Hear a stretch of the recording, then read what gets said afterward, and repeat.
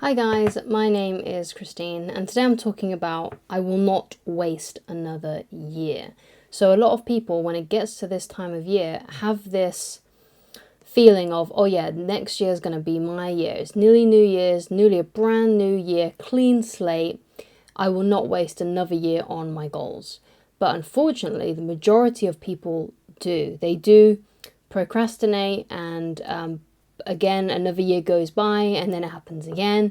Because I think what happens, and this is what's commonly seen across the board, is that when people start a new goal, they usually have abandoned that goal, abandoned that New Year's resolution by about the 15th or the 16th of January, like halfway between January. So they don't even give themselves that much time, right? So I think one of the reasons is because sometimes they set their standards too high.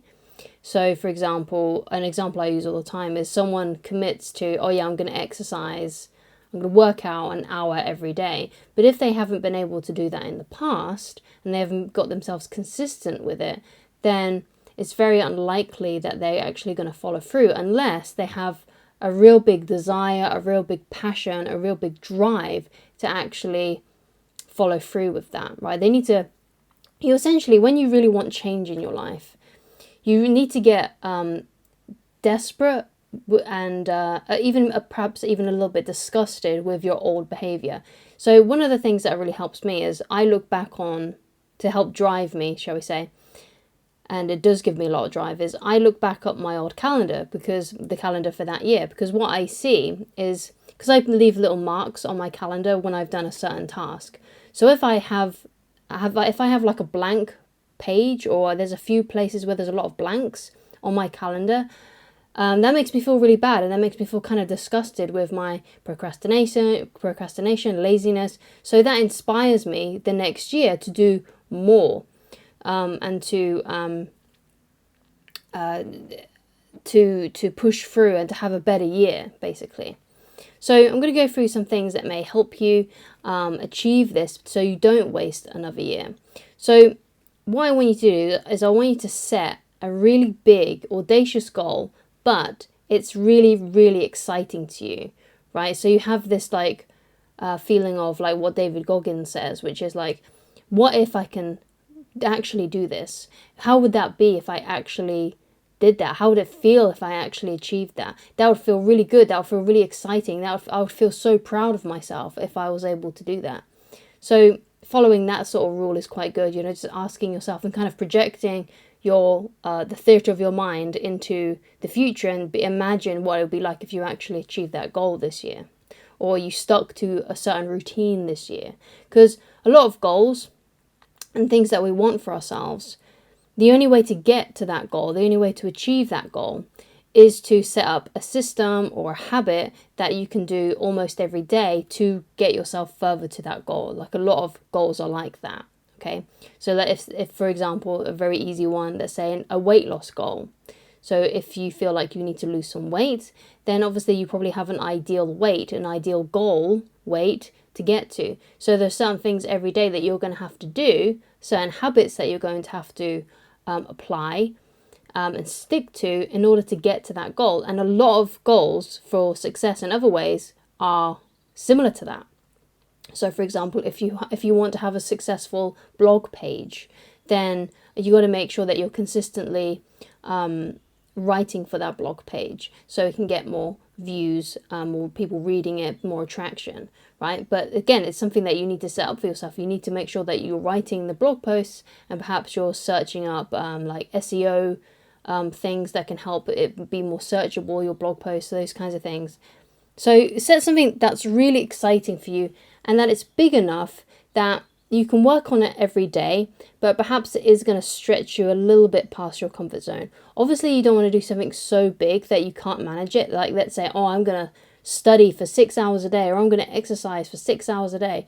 Obviously, something like that is not something that I would recommend, and I don't think it's completely healthy to do that sort of thing, but each to their own. I'm sure there are athletes out there that can do that sort of thing, but if you're just a regular Joe or Jane like myself, then that's probably not something that you're going to be able to stick to, especially if you have other life commitments and your whole life isn't surrounded by being fit and healthy because you're a professional athlete. right?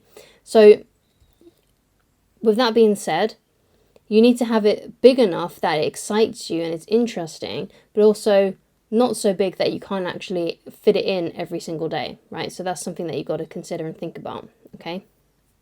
So once you've set this big audacious goal, whatever it is for you, you want to set up a plan to work on it every single day, okay? And it doesn't have to be a perfect plan. The plan never needs to be 100% perfect. You just need to have a plan, because you can change the plan down the road. And it's like what I said the other day. You know, you might have a diet that you are implementing into your exercise regime, and perhaps a couple of weeks down the line you notice that nothing much has changed. Well, if nothing much has changed, then perhaps there's something you need to tweak with your diet, or perhaps it's something to do with your exercise. But usually with things like that, it's usually to do with the diet.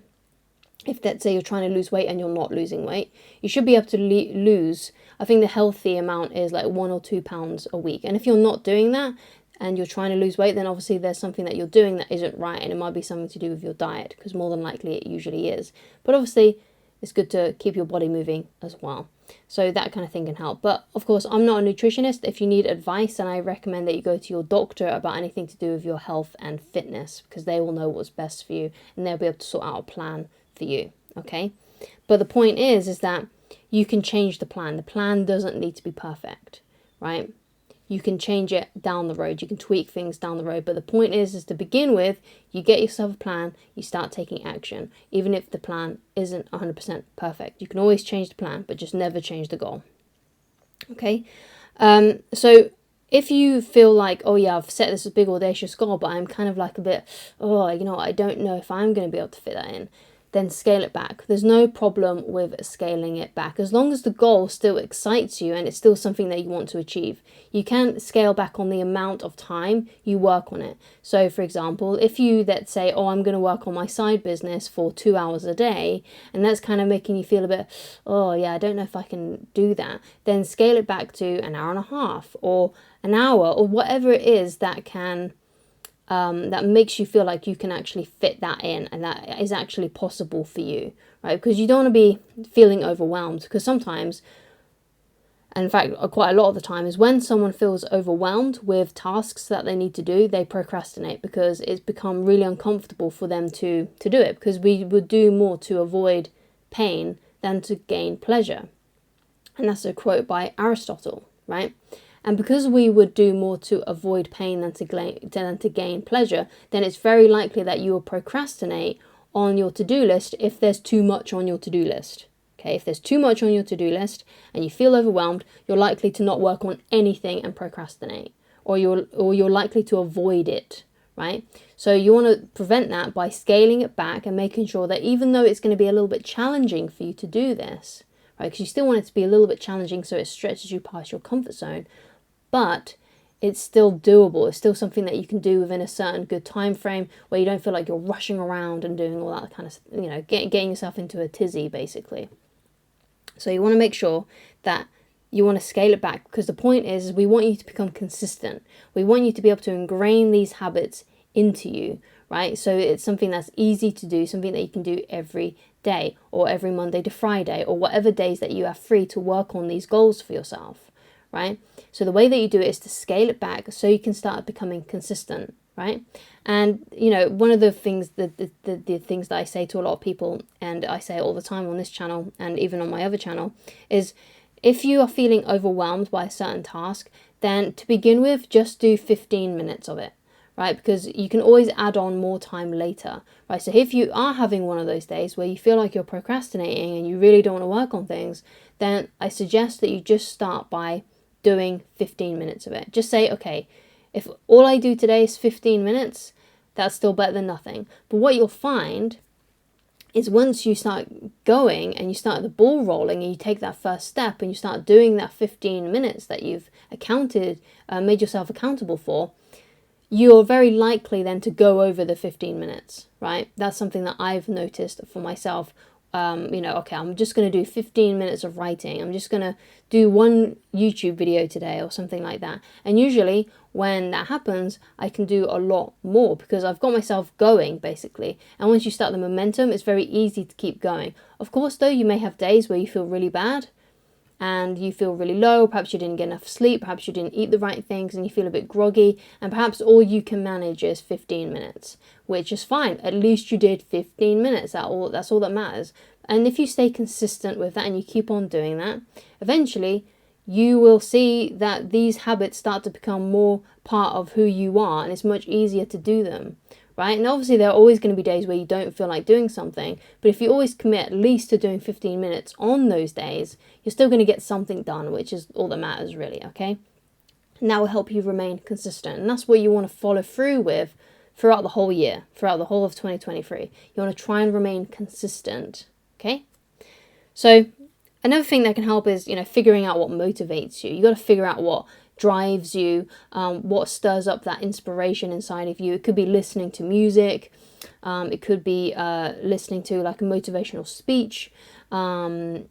It could be just getting yourself to work. It could be looking at your goals on a list, just thinking about your goals. That can help inspire you as well.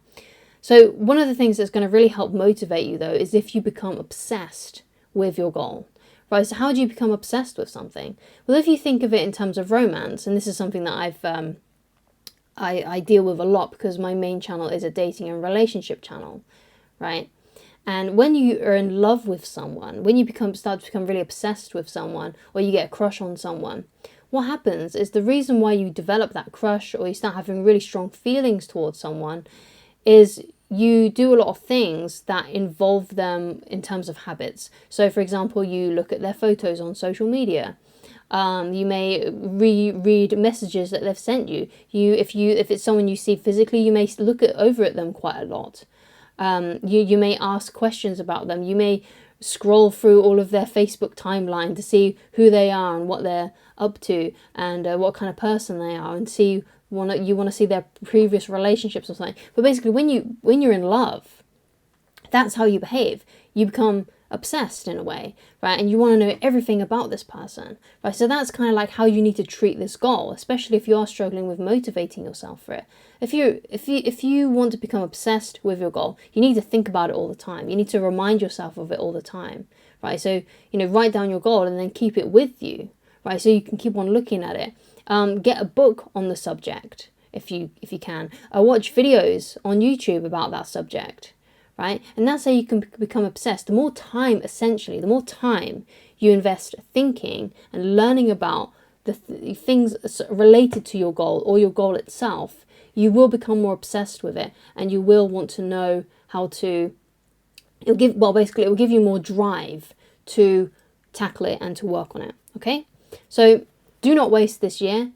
It's just around the corner. Next week, at the end of this week, we will do a goal setting exercise, and then at the beginning of January, the first Monday of January, I'll go into a video to help you stay consistent so you don't end up procrastinating and self-sabotaging yourself. And these videos are ones that you'll probably want to come back to over and over again throughout the duration of 2023, or whatever helps you. Basically, it doesn't have to be my videos, but if you need a refresher of what I've said, then definitely do come back to these videos. So I'll talk to you again very soon, and I'll see you for the goal setting video that's coming out very, very soon. All right, I'll talk to you again very soon. Goodbye.